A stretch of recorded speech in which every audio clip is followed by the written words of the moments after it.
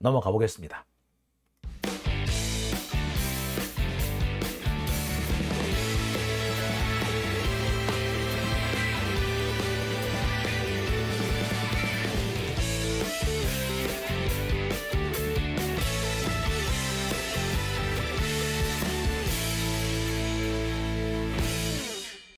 네, 오밤중의 뉴스 함께하고 계신 지금 시각 12시 38분입니다. 자, 이어서 제가 준비한 세 번째 순서는요. 조금 묵직한 주제입니다. 7, 8월 민주당 위기설이라는 것이 지금 여기저기 떠돌고 있습니다. 민주당이 7월, 8월이면 이재명도 송영길도 심지어 김남국도 잡혀갈 것이다. 그러면 민주당은 엄청난 위기에 봉착을 할 것이고 그러면 이낙연이 대안으로 떠오를 것이다 라는 이야기입니다. 이게 7, 8월 위기설이에요. 이게 지금 서초동과 여의도에 꽤 그럴싸한 말들로 퍼지고 있습니다. 사실 서초동과 여의도는 한 몸뚱이라고 해도 과언 아니에요. 서초동에서 떠드는 소문 한 2, 3일만 지나면 여의도에서 떠돕니다. 왜? 거기서 거기거든. 사실상 이 검찰에서 하는 행동은 이미 정치화되었기 때문에 검찰은 공무원들이 아니라 사실상 이 사람들은 정치 집단이에요. 얘들한테 어떤 공정성이 담보돼야 하는 일을 맡긴다는 것은 이제는 어불성설입니다. 검찰은 이제 정치 집단이에요. 자, 그렇기 때문에 검찰에서 뭔가 나온다. 서초동에서 떠도는 얘기는 금세 여의도로 흘러갈 수밖에 없는 상황이죠. 어쨌거나 7, 8월 민주당 위기설이라는 것이 현재 떠돌고 있습니다. 내용은 그렇습니다. 송영길 이제 곧 잡혀간다. 7월 달에.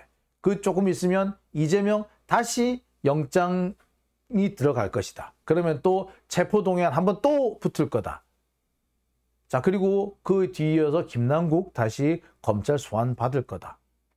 라고 하면서 그렇게 되면 민주당 위기에 봉착하게 될 거다. 그러면 이제 이낙연이 등판할 거다. 이런 내용들이에요. 근데 이런 얘기를 현재 검찰이 버티고 있는 거죠. 사실 이런 얘기를 검찰이 버티고 있다. 요 대목만 보더라도 우리나라 검찰이 얼마나 이게 편파적인지 또는 한편으로 보자면 그 소위 말하는 그 이낙연계가 민주 진영이라기보다는 기득권층의 일부라는 것이 너무나도 선명하게 드러나는 겁니다. 사실 이낙연계 같은 사람들은요, 기득권층이에요. 기득권을 가지고 있는 사람이고 그 기득권을 한 번도 놓아본 적도 없고 그 기득권을 정치 권력을 쟁취함으로써 그 기득권을 더 공고히 하고 싶어하는 사람들입니다. 이들은 단지 우리 민주 시민들이 자신들을 그냥 맹목적으로 지지만 해주고 돌아가는 표만 던져주는 사람이기를 원해요. 여기저기 나서서 정치인들한테 이래야 됩니다. 저래야 됩니다. 자기 의견을 적극적으로 개진하는 거는 주제넘는 걸로 보는 거지. 지가 뭔데 정치하는 우리한테 와가지고 이래라 저래라야. 네가 뭔데? 라고 해서 나오는 게 뭐다? 강성 지지층이니 훌리건이니. 그러니까 걔들 눈에는 그렇게 보이는 거야. 정치는 지들이 하는데 감히 시민 따위가 기어와가지고서는 이래라 저래라야. 이 훌리건 같은 놈들. 이렇게 되는 거예요. 왜 윤건영이, 왜 윤영찬이, 왜 박용진이, 왜 김종민이, 훌리건이니, 1,000원짜리 당원이니, 개딸 하면서 강성당원 어쩌고 하면서 우리 민주시민들을 폄훼하는 말을 할 수 있느냐. 그 배경에는 그건 거지. 아니, 내가 잘나서 내가 국회의원까지 됐거든. 니들은 찍든지 말든지 그것만 선택하면 돼. 그 왜 나보고 이래라 저래라 나서 내가 진짜 민주주의하고 시민들이 정말 중요합니다 라고 한다고 진짜인 줄 알았어 임마? 네가 진짜 그렇게 나서? 라는 태도인 거예요. 딱 그렇게 보시면 바로 이해가 되죠. 얘들이 무슨 짓을 하고 있는지. 예, 그건 겁니다. 자, 이자들은요. 이재명이 싫어. 이재명 같은 사람은 어떤 사람이에요? 예, 지들 보기에 강성, 훌리건, 개딸, 뭐 기타 등등 하여튼 안 좋은 말 다 갖다 붙일 수 있는 이 나대는 사람들, 이 사람들의 지지를 이끌고 심지어 그 사람들의 지지를 지들 눈에는 선동해서 오는 사람이잖아. 어디서 족보도 없는 게, 예? 변방에서 흙이나 파먹던 새끼가. 자, 지들 눈에 볼 때는 가짜는 거지. 왜 보면은 제가 학교 다닐 때 민주당을 뭐라고 봤느냐, 보수 야당이라고 보면서 쟤들은 쟤들을 시민 어떤 민중의 변혁에 포함시킬 수는 있겠으나 쟤들한테 주도권을 넘겨서는 안 돼라고 얘기를 했었거든요. 그러니까 그때 우리가 그 당시에 그 운동권들이 바라보던 부패하고 무능력하고 나약한 보수 야당으로서의 모습이 지금보다 이낙연인 거죠.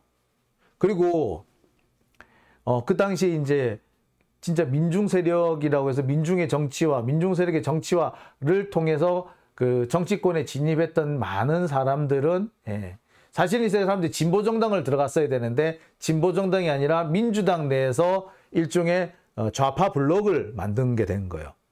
그 전통이 노무현, 문재인, 이재명 등등으로 이어져 오는 겁니다. 어떻게 보자면 유시민 그 작가 같은 분이 그렇게 어떤 그 기성 그 정당 내에서 민주당 내에서 어떤 진보 블록을 만들 수 있는, 그래서 사실상 진보 정당보다도 더 진보적인 그런 블록을 만들 수 있었던 게 가장 큰 역할을 한 거죠, 사실은. 그래서 이 부분을 보고 뭐 박주민 의원이라든지 뭐 김용민 의원이라든지 이런 분들이 여기 들어온 거예요. 그리고 김남국 같은 사람들도 여기 들어온 거고 그런 겁니다. 윤미향도 마찬가지고요. 그렇게 된 거거든요. 사실 윤미향이 원래로 하자면 진보정당 어디에 들어가 있어야지 왜 민주당 왔겠어요? 바로 그겁니다. 민주당 내에서 기존에 오랫동안 해먹었던 그런 나약하고 보수 야당 틱한, 전통적인 보수 야당 틱한 그런 자들과 별개로 진보 블록이 형성됐고, 이 진보 블록이 자꾸자꾸 힘을 키워가는 겁니다. 우리 같은 사람은 우리가 보통 제가 민주 시민들이라고 부르는 분들이 진보 블록을 지지하는 사람들인 거죠. 그리고 이 진보 블록이 이제는 어느 정도 자리를 잡았고 사실상 민주당 전체를 이끄는 힘이 돼버린 겁니다. 그런데 이낙연 입장에서는 이게 마땅치 않은 거야. 기분 나빠. 자기들은 옛날에 김영삼 시절, 김영삼, 김대중 그 이전의 시절로 돌아가고 싶은 거죠. 보수 야당으로. 자, 이런 이낙연 입장에서는요, 차라리 검사들하고 손을 잡을지언정, 그러니까 여기서 이낙연이니까 개인 이낙연을 말하는 게 아니라 이낙연 세력이에요. 자, 이 보수 야당, 이낙연을 대표로 하는 보수 야당 세력들은 차라리 검사들하고 손을 잡을지언정 진보 블록하고 한 팀으로 한 지붕 아래 살 수가 없는 거야. 그러니 이들은 수단과 방법을 가리지 않고 이재명을 내쫓고 싶은 거야. 이재명을 내쫓는다는 건 달리 말해서 뭐다? 민주당을 지지하고 있는 진보 블록, 그래서 진보 시민들을 뺏어버리고 싶은 거야. 갈라쳐버리고 싶은 거야. 그래서 얘들이 맨날 하는 얘기가 뭐다? 중도층이야, 중도층.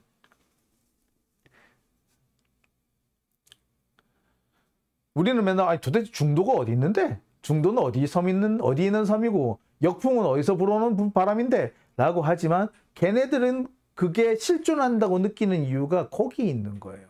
자신들은 민주당 내 진보 블록을 지지하는 민주 진보 시민들이 자기들하고는 생소한 거야. 자기들하고는 체질이 안 맞는 거야. 자기들은 뜨뜻미지근하고 뒷짐지고 있다가 편화 찍어주고 돌아가는, 혹은 지역에 가면 자신들을 그냥 찍어줘 환영해 줄 수 있는 이런 사람들은 필요한 거야. 하나하나 감나라 배나라라고 간섭하는 사람이 싫은 거예요. 그래서 내쫓고 싶은 거야. 검찰하고 손을 잡는 한이 있더라. 그래서 나오는 게 7, 8월 민주당 위기설이고요. 그 7, 8월 민주당 위기설이 자꾸 확대 재생산되는 겁니다. 7, 8월 민주당 위기설이 어떤 거냐? 크게 두 가지입니다. 하나가 7월에 송영길 친다. 검사들이 7월에 송영길을 칠 것이다. 벌써 송영길 전 대표의 보좌관이 영장실질심사를 지금 내일 모레 받습니다. 이번 주 초에 영장이 청구가 됐는데 영장실질심사는 다음 주에 열리게 됐어요. 그러니까 송영길 보좌관을 영장이 떨어진다. 그럼 다음 차례는 송영길이겠네 라고 몰고 가는 거지. 근데 제가 확인은 이렇게 여러 비선으로 좀 확인을 해보니까 송영길 보좌관의 영장은요, 돈봉투와 관련된 혐의라기보다 조금 그거와는 색깔이 다른 사건, 약간 개인 비리성에 가까운 그런 문제로 제가 알기로는 영장이 들어가는 걸로 알아요. 근데 검찰은 어쨌거나 이 돈 문제로 잡혀간 거잖아. 그럼 다음 차례는 송영길이네 라는 식으로 몰고 가려고 할 겁니다. 그러면서 나오는 얘기가 7월에 송영길 친다 라는 서초동 풍문인 거죠. 근데 영장실질심사에 들어갔기 때문에 꽤 그럴싸하게 그렇게 들려요. 그래서 이 7월 달에 송영길 칠 것이다. 이게 사실은 7, 8월 민주당 위기설의 첫 번째 아이템인 겁니다. 두 번째 아이템은 뭐냐? 8월에는 이재명을 기소할 것이다. 검찰이 대장동 가지고는 더 이상 이재명을 붙잡아 넣기가 어려운 거예요. 발목 잡기 어려운 거예요. 그래서 대장동을 대신할 새로운 아이템을 계속 발굴을 해왔는데 그 중에 하나가 이 백현동이죠.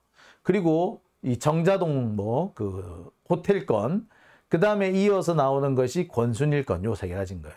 이 세 가지를 가지고 이재명에 대해서 추가 기소, 추가 수사를 들어갈 것이다. 그래서 구속영장까지는 몰라도 적어도 이재명을 다시 검찰에 불러들이기까지는 할 거다. 그러면 또다시 뭔 얘기가 나오겠어요? 사법 리스크 얘기가 나오겠죠.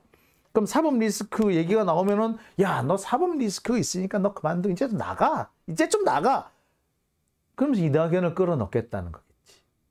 그러면서 아마 또 혁신위원회가 혁신위원회답지 않다는 둥 막 이렇게 얘기하면서 혁신위원회를 다시 구성해야 되고 그 혁신위원회는 전권을 줘야 된다라는 식으로 얘기를 할 거예요. 그러면서 정권을 가진 혁신위원회는 누가 구성을 한다? 이낙연, 정세균, 김부겸 그런 식으로 얘기를 할 거예요.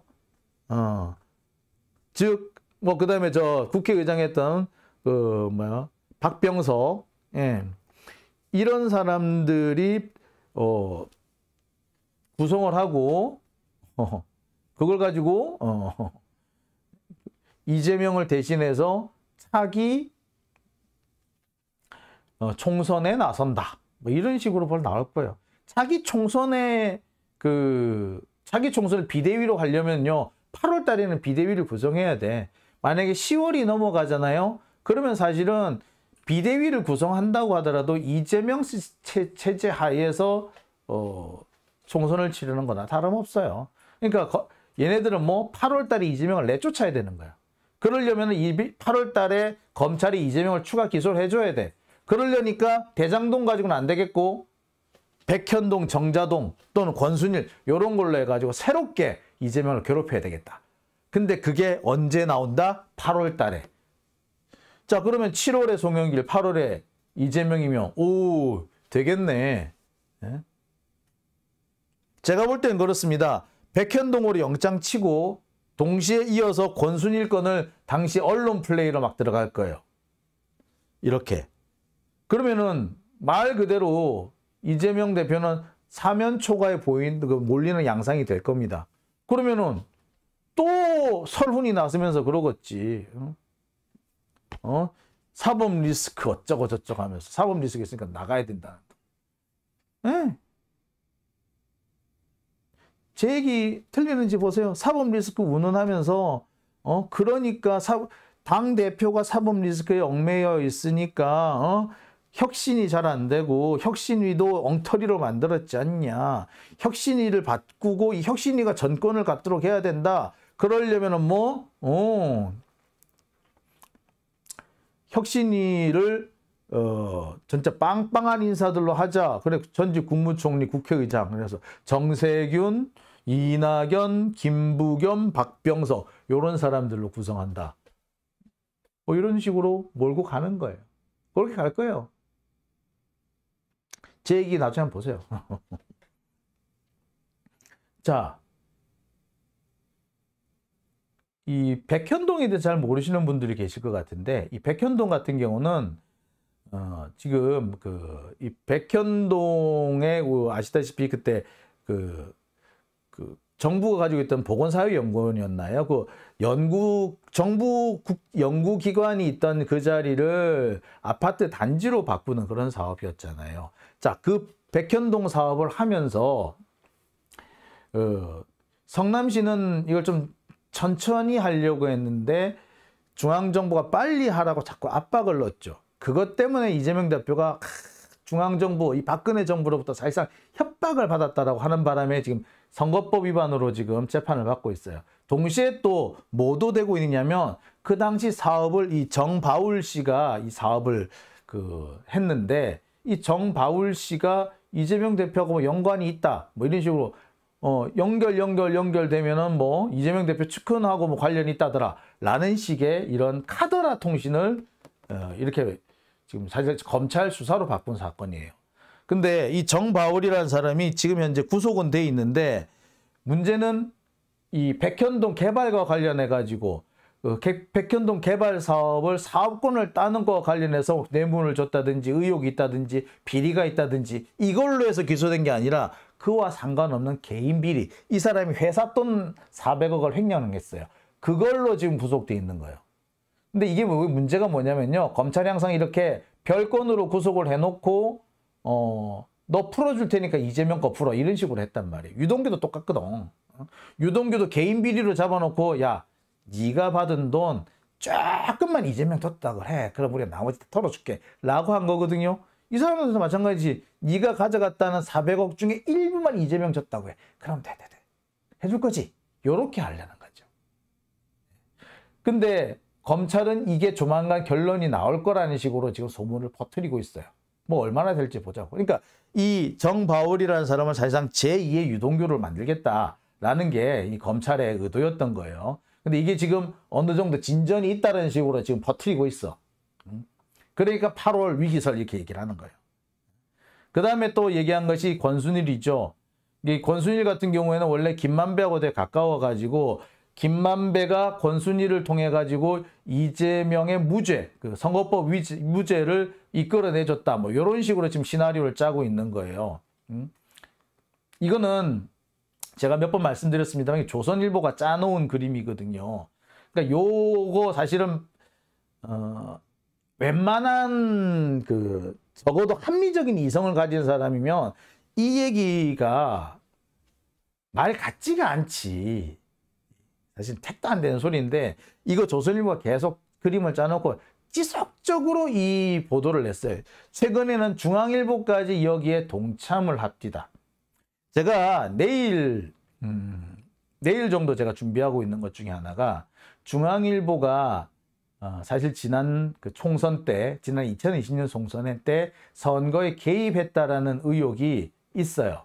중앙일보 총선 개입 의혹. 요걸 제가 한번 해볼까 합니다. 요 얘기는 제가 내일 한번 할 테니까요. 여하튼 간에 지금 중앙일보하고 조선일보가 요걸 밀고 있어요. JTBC까지 여기에 동참을 했더라고. 자, 이렇게 해가지고 검찰이 이재명 대표를 몰아가는데 이낙연이 이재명 대표를 끌어내리는데 얘들이 도움을 주고 있는 거죠. 사실 조중동이 민주당의 당내 문제에 개입해가지고 특정 세력을 지원하거나 특정 세력을 공격하는 것은 꽤 오래 전부터 있었던 얘기입니다. 오죽했으면 노무현 대통령도 뭐라고 했느냐. 그때 2002년이군요. 그때 2002년에 그 당내 경선을 할 때 얼마나 이 조중동으로부터 공격을 당했는지 당시 노무현 대통령이 연설해서 그런 얘기를 합니다. 조선일보와 중앙일보, 조중동은 민주당 경선에서 손을 떼십시오. 당원과 지지자들의 뜻에 따라서 결정되어야 하는데 왜 당신들이 들어와가지고 여기서 누구를 지지한다, 누구는 안 된다, 심지어 험담까지, 괴담까지 만들어서 퍼뜨리느냐라고 지적을 한 적이 있어요. 얼마나 노무현 대통령이 답답했으면 그러셨을까요? 네, 그런 일이 실제로 있었습니다. 자, 그런데 그 이후에 그러면 조중동이 개입을 안 하고 있느냐? 아니요, 여전히 개입을 하고 있어요. 특히 개입을 많이 하는 데가 동아일보예요. 왜 동아일보냐? 사실 동아일보는요, 민주당, 옛날에 이제 민주당의 뿌리가 사실 한민당이라고 제가 몇 번 말씀드렸죠. 한민당이 사실은, 동아일보하고 뿌리가 같아요. 고하 송진우 선생이 이제 우리나라에서 이제 우파 정치인이었지만 소위 말해 민주적인 우파였다고 보시면 돼요. 이승만처럼 독재가 아니고 정말 민주적인 우파. 그래서 민족도 생각하는 그런 우파의 정치인이었어요. 그래서 송진우하고 여운형하고 이 사람들이 좌우 합작을 해가지고 정부를 만든다. 이런 계획도 잠시 미군정이 그런 계획도 세웠나 봐. 아, 이승만 얘 영 안 되겠어. 얘 불안해서 안 되겠고 여운형 송진우로 해가지고 이렇게 쌍두체제로 한국 정부를 만들까 이런 계획도 좀 세웠었나 봐. 여튼 자, 이런 상황이었는데 자, 이 송진우 선생이 동아일보 편집국장이었죠. 그러면서 이 동아일보가 사실 한민당하고 뿌리가 같습니다. 그러니까 사실은 제가 학교를 다닐 때 김대중 정부의 탄생까지는 동아일보가 엄청나게 민주당 쪽을 지원해주는 기사를 많이 썼어요. 근데 어느 순간 갑자기 획 돌아가는데 획 돌아가는 그 시기가 언제냐? 노무현의 등장이었던 거예요. 그 시기에 맞춰서. 그때 동아일보는 노골적으로 이인재를 밀었거든요. 자, 어떻게 그러는데 지금도 동아일보는요 그때를 못 잊는 것 같아. 사실상 민주당을 자신의 어떤 정치계에 있는 동아일보 정도로 생각을 했던 것 같거든요. 그때는. 그래서 그때는 조선일보가 그닥 큰 영향력을 못 뻗쳤고 실제로 민주당 쪽의 영향력은 동아일보 훨씬 더 셌다라고 보시면 돼요. 그때는 사실 지성인이라고 하는 사람들은 조선일보는 안 봤어. 동아일보는 봐도. 그런데 이 사람들이 언제 동아일보 확 바뀌느냐? 노무현을 기점으로 확 바뀌어서 극우로 가버린 거예요. 뭐 여튼 지금도 그래서 이 동아일보가 민주당 경선에 개입을 하려고 하는데 사실 그 잔재로 남은 게 뭡니까? 윤영찬이니 윤건영이니 또 누구야 이낙연 이런 동아일보 출신 국회의원 정치인들인 거죠. 사실 맥락이 좀 있어요. 그렇게 얘기가 좀 길어지는데요. 여하튼 이렇게 7, 8월 송영길에 이어서 이재명을 두들겨 패겠다, 감옥에 갖다 드리겠다, 아니면 적어도 검찰청까지 끌고 오겠다. 그렇게 되면 민주당은 위기가 될 것이다. 라는 얘기들이 서초동과 여기에 여의도에 많이 돌고 있습니다. 이런 이야기의 근원은 한 군데는 이낙연계이고 한 군데는 검찰이다. 그리고 두 사람 양측의 이해관계가 딱 맞아 떨어졌기 때문에 이런 게 나오는 거예요. 뭐 이낙연이야 당연히 이재명을 끌어내려야지 그 자리를 지가 차고 들어갈 테니 그럴 것이고, 검찰은 또 왜 그러느냐? 바로 한동훈 때문에 그렇죠. 사실 제가 몇 번 말씀드린 바 있습니다만 이 한동훈의 입지가 옛날 같지 않아요. 그 윤석열 정권 초기만 해도요, 한동훈은 정말 나는 새도 떨어뜨릴 것 같았어요. 그런데 1년 정도 지나오면서 검찰 내부에서도 서서히 반발이 일기 시작합니다. 여러분 지금 이성윤 검사장이 계속해서 지금 활동을 하면서 한동훈에 대한 비판 수위를 높이고 있잖아요. 근데 이성윤 검사장이 사실은 그렇게 목소리를 높일 정도로 이렇게 외향적인 인물이 아니에요. 만나보신 분은 아시겠지만 상당히 점잖은, 뭐 진짜 샌님이에요, 샌님. 그런데 이 사람이 그렇게 나온다는 것은 그만큼 이성윤 역시도 뒷받침을 해주는 어떤 힘들이 작용하기 시작했다는 거죠. 즉 달리 말하자면 한동훈에 반대되는 사람들이 지금 나름 어느 정도 뭉치고 세력화를 시작했다라고 볼 수도 있습니다. 그 과정에서 터져 나온 것이 검찰 게시판 안에서, 검찰 내부 게시판에서 한동훈을 공개 비판하는 글이 올라왔다는 거잖아요. 뿐만 아니고 소위 말해서 그냥 형사부 검사들, 그냥 보통의 평균치 검사들도 처음에는 그래도 되게 한동훈, 윤석열한테 적극적으로 지지 지원을 하겠다. 아유, 미워도 그래도 뭐 검사 출신인데 우리가 좀 도와줘야 되지 않겠어? 라는 식이었다가 요즘 들어서는 분위기가 많이 바뀝니다. 야, 이대로 가다가 우리 검찰 아작나겠다. 마치 군사 독재 정부가 무너지고 난 다음에 군바리들이라고 그 아주 폄훼당하는 그런 말을 들으면서 우리나라 군인들이 사실상 인간 이하의 취급을 받기도 했잖아요. 사관학교 입학 성적이 원래는 서울대 연고대급이다가 점점 떨어져가지고 이제 사관학교 뭐 점수 그리 안 높다며.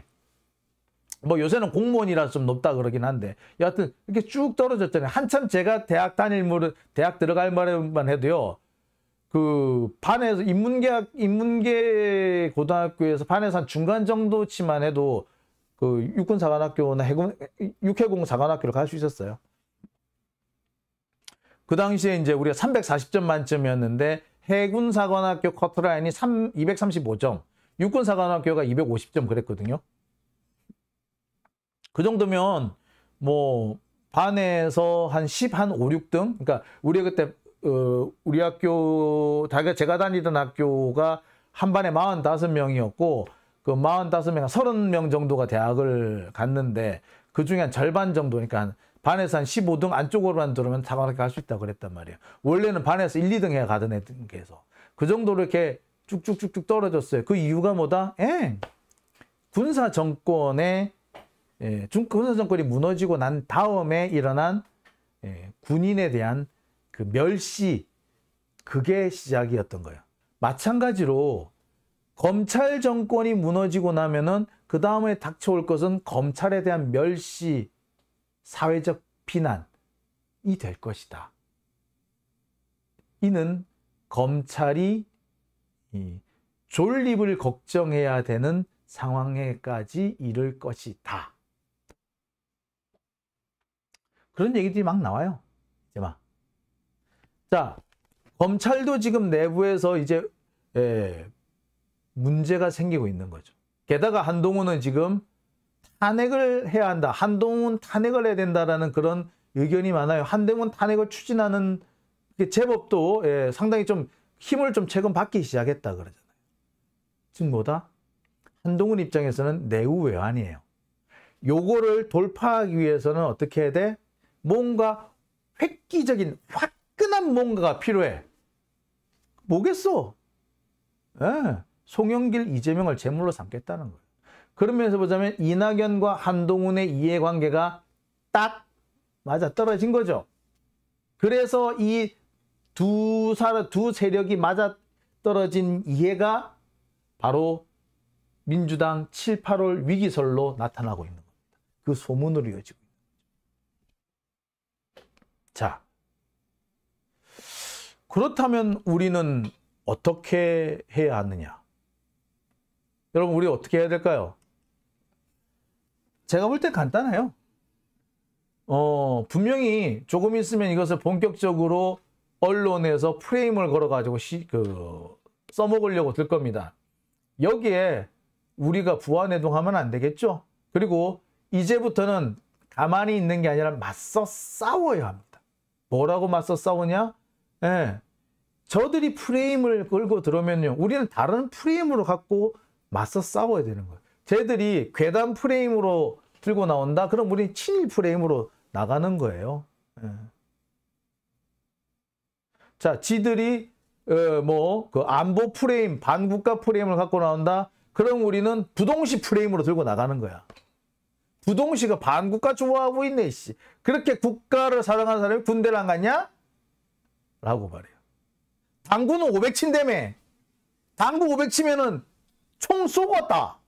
그렇잖아. 총 쏴요. 아니, 제가 그런 말씀을 들은 적이 있죠. 부동시는 양쪽의 시력이 다르다는 걸 의미하는데, 양쪽 시력 차가 5 이상 나면은, 이게,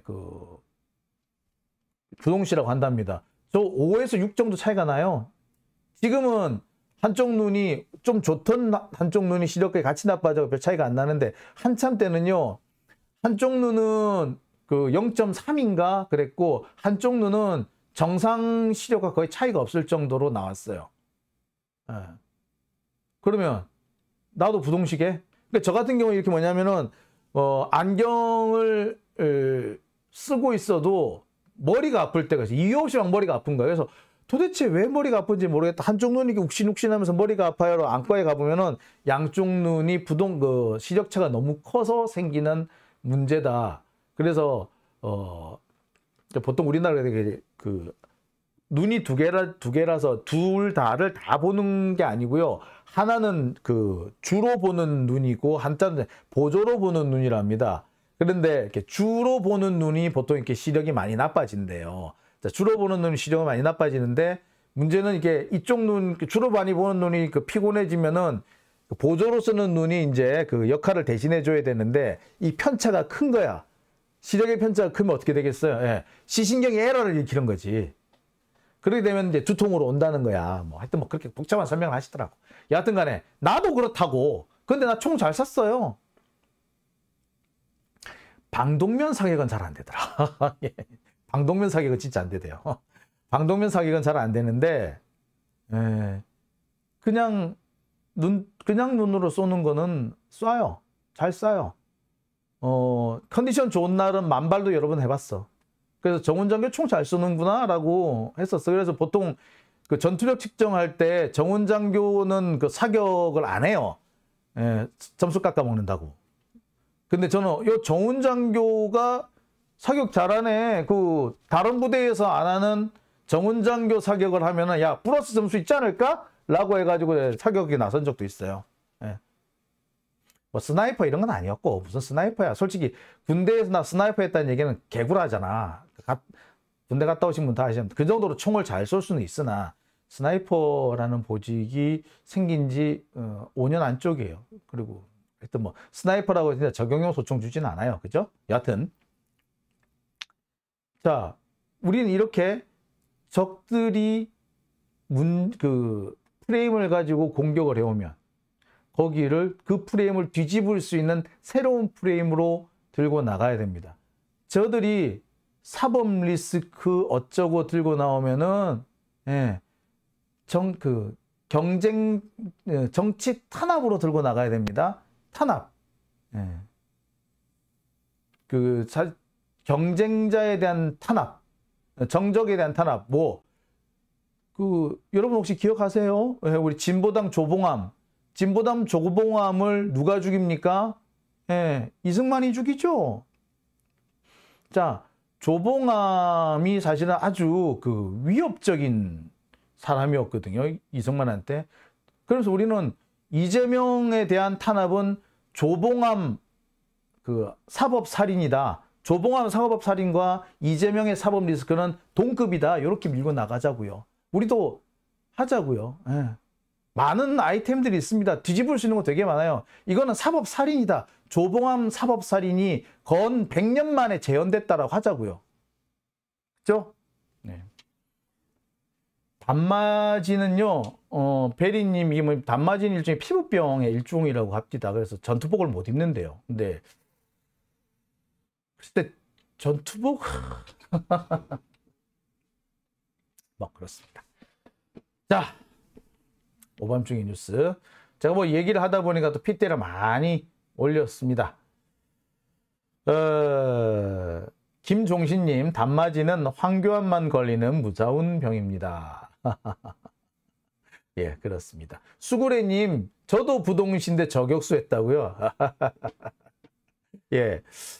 자, 오밤중의 뉴스. 오늘은 제가 여기까지만 하겠습니다. 뭐 얘기하다 보니까 막판에 이게 군대 얘기가 나오면 이게 길어져서 안 되는데, 또 군대 얘기 하다 보니 길어졌네요. 예. 오밤중의 뉴스. 오늘은 제가 여기까지만 하겠습니다. 후원해주신 분 소개해 드릴게요.